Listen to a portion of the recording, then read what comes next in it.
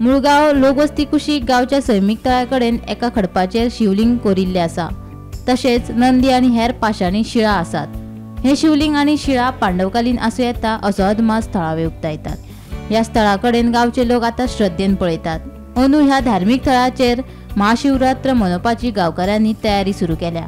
आयज आमी ह्या आमच्या मुळगावचे रामनाथ म्हणटा थंय आसा आनी आमची रामनाथाची तळी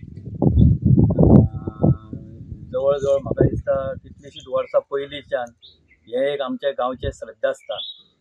आनी हांगासर तुमी आतां पळयले आसतले की खडपाचेर ते कोरीव आमचे लिंग तशेंच आमचे बारीक बारीक हे हांगा मेळले आसात।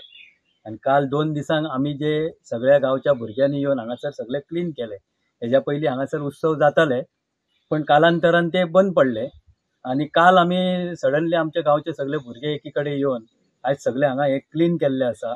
तरी आजून खूबशें काम आसा आनी फुडल्या 2 दिसांक आमी क्लीन करून हांगा महाशिवरात्रेचो उत्सव करचो असो सगळ्यांनी ठरयल्ले आसा। ते पळोवन गेल्यार हेका इतिहास आसा म्हणजे आमी तुमकां ते डिटेल सांगू शकना। पण आयज जर देगे हातीक जर पळयत जाल्यार जेन्ना पांडव कालीन जेन्ना जे हांगा येयले नामा काय येयले तेन्ना तांकां हांगासर उदक आसल्या कारणान मेन म्हणजे उदकाचो सोर्स आसल्या कारणान ते हांगासर स्थिरावले आनी तेंच्यांनी आपलें काम जे आहा ते कोरीव काडपाक हे करपाक केले आनी तितूनसूनच तेंच्यांनी ते एक आमचे लिंग खडपाचेरूच लिंग एक केल्ले आसा।